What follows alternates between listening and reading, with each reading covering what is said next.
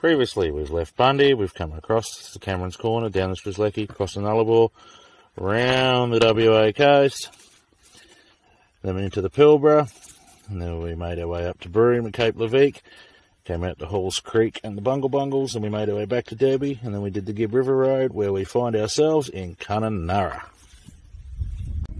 So this is the view from the Five Rivers Lookout up here in Windham. With a D, because Leonie keeps calling it Windham and it's doing my head in. Because Windham's not in Western Australia. Yeah, that's nice there. Very peoply. There's every man and dog up here today. Fair bit of industry in Windham by the look of it. Yeah, looks like we export some iron ore from here as well by the look of things.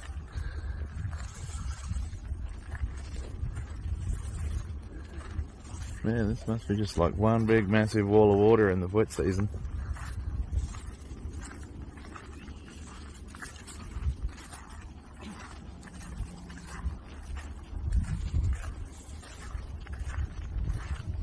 You can hear about the Five Rivers. We've got the King River that runs out to the south, Pentecost River that runs out towards the southwest, Durack River hooks on after that, Forest River, and the Ord River. Wow. So this one, where the port is, yeah, well, it's all of them. So all five rivers join over there. And they have an 8.3 metre tide. Oh, 8.3 metre tide, which means that it must fly through there where it's a bit thin. And yeah, then down here, this is the only port around. Where's that ship got to? I'm not very good at driving this thing. Oh, there it is. And down there's the iron ore terminal where the road trains come in and drop it off. That goes in the conveyor out to there and it gets barged out. So it goes out on a barge and they load the ship because the ship can't get close enough to the port there. So that's a bit of a slow process, but that's how they do it here in Windham. I'll zoom back out. What do you think, my darling? Found a rock. Found a rock, a pet rock. What's it say? Keep me or rehide me. Nice. Rock on Oz. Rock on Oz. Well, this is a good spot for a rock on Oz. Yeah. And here we are in sunny downtown Windham, and there is a gigantic crocodile. He's huge.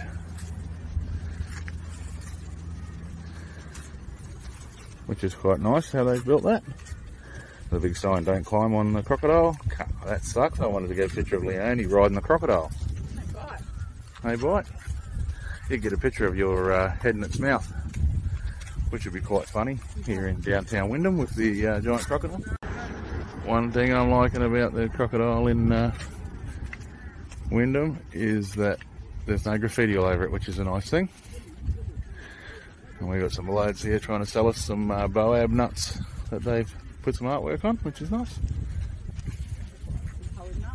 So we've made our way to Lake Argyle. We went up to Windham this morning, had a look around. That was nice. Leonie doesn't want to move to Windham, but because she keeps calling it Windham, because she's a little special. But so we flew over Lake Argyle yesterday, and now we've come for a bit of a drive. There's a bit of a lookout. There's the old Daddo over there, being all Daddo-y. It's even had a bath. We gave it a bath at the Car Lovers in Kununurra. Man, some skanking horrible shit fell off it there. So she's like a brand newie again, like it was in 2013. Lots of red dirt. Lots and lots of red dirt. But yeah, so this is Lake Argyle, which is very, very nice. We like lookouts. So, yes.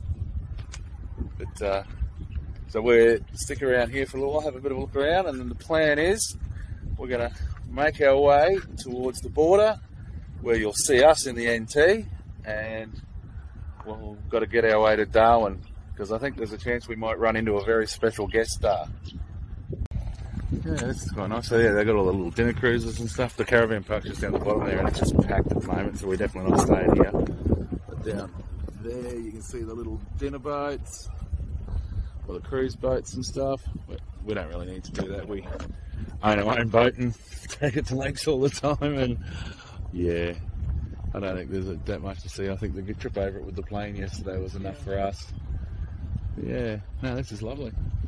Massive dam, as we saw yesterday, or lake. And yeah, very nice. We might have to bring the old Mustang over here for a trip, maybe. You want to you want to tow our boat over here behind the Dado for a couple of months? We'll see. Alright, so this is the dam wall for Lake Argyle. It's this one's only made out of rock and clay. The man on the plane told us it was the cheapest part of the Ord River irrigation scheme thing. This only cost $2,200 for this bit. Yeah, so there's all the rest of the stuff downstream. So that's the Ord River down that side, which is the runoff from this. So they just basically dammed the mouth of the Ord River, or part of the Ord River, and made a dirty, great big lake. Bloody nice one. Beautiful.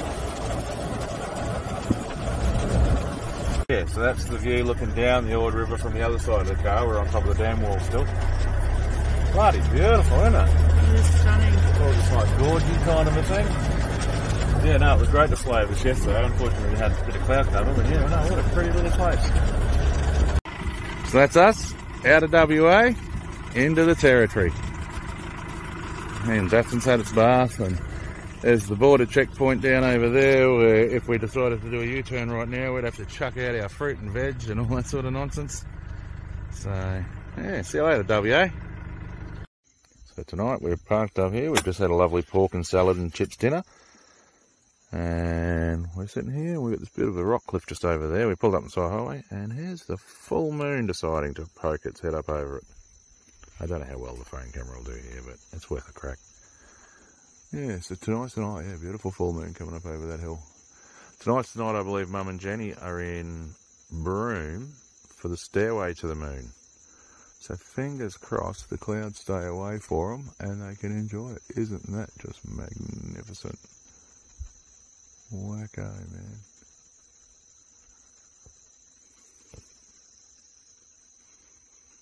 So this is the lookout just near Timber Creek, a little township down there of Timber Creek, on the highway between Kununurra and Catherine. Hasn't been a whole lot along here. We've just got a bit of phone signal, which is a bit fancy. Other than that, camped in the bush last night. Yeah, no, we're having a nice run. Mind you, we have another catastrophe, but the zipper on our rooftop bag for the cover on the rooftop tent, the zipper cracked out this morning. So no big deal, you know. You can get them. They're not very expensive and they're pretty easy to get your hands on. We'll get another one in Darwin, but I'm under strict instructions today: no dirt roads, because she's just cleaned the sheets in Kununurra and she definitely doesn't want a dusty bed. So yeah, what do you think, boss? No dirt. No dirt. There's a little bit of dirt on the road coming in. It was just dirt on the bitumen. It's like, yeah, slow down. So, but we're having a fat time. So this is the other lookout just down the road from the one we were just at, which is also the War Memorial here in Timber Creek. And very interesting. There's a group of men, there's 550 of them all up, on horseback during World War II, and they employed 59 Aboriginal guys, and they were called the Knackaroos, a North Australian Observation Unit, affectionately known as the Knackaroos. And basically these guys just went all across Northern Australia on horseback, keep an eye out for enemy activity. So basically, yeah, because with the Japanese bombing Darwin, these guys just wandered around in the bush, and if they saw any enemy activity in any of the rivers and all that sort of stuff, they had to send word that, hey, these, you know, the enemy's infiltrated. So yeah, and they real hard times. Most of their battles were with nature, more so than with the enemy, obviously. And yeah, there's a quote here that one of them said that you always felt safe when you had an Aborigine with you, because you knew you'd never starve. Because, you know, obviously these guys knew the lay of the land, and you always knew where to find a feed and that. Because they did it tough. They just kind of dropped these boys off and left them to their own devices just to keep an eye out. Because again, you've got all these beautiful rivers and whatnot, which are beautiful now, but back in the day, you know, submarines and boats and all that sort of stuff, enemy stuff could have always infiltrated and made their way inland. So yeah, it would have been some scary times. But yeah, the harsh environment, because it's beautiful here today. It's, you know, it says about 28 degrees or something, a little bit of a breeze, but it's nice and cool. But you can imagine in the middle of summer it'd be pretty god awful here. So yeah, no, very interesting. It's a big day today. We've got to reorganise everything in the back seat, because we've just been living in the back seat with way too much shit. So we bought a couple of stripy bags. We're repacking everything because we've got to make room on the back seat for our special, very special guest star, who we pick up in a few more hours.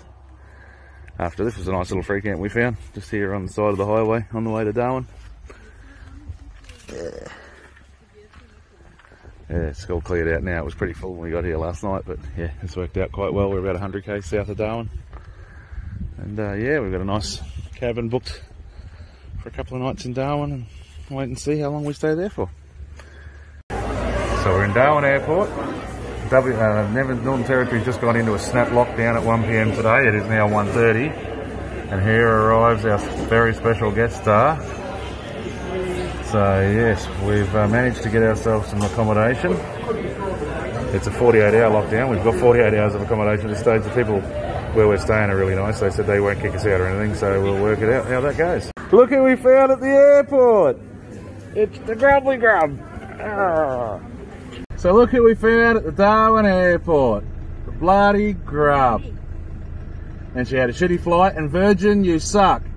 We read on your website you took cash. This kid, we gave 20 bucks, and they couldn't even, they wouldn't even give her a feed because she never had a card.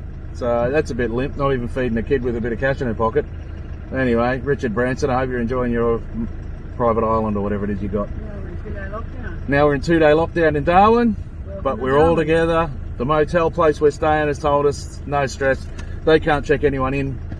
Because yeah, when we first booked it, they told us that we couldn't stay a third night, like they were booked out, but then she just spoke to them and said they can't check anyone in now while it's in lockdown, so they can't kick us out anyway, so happy days. We've got somewhere to stay, we've got food in the back of the ute, we've got the grub, we've got some beer, we're laughing. Go the Blues.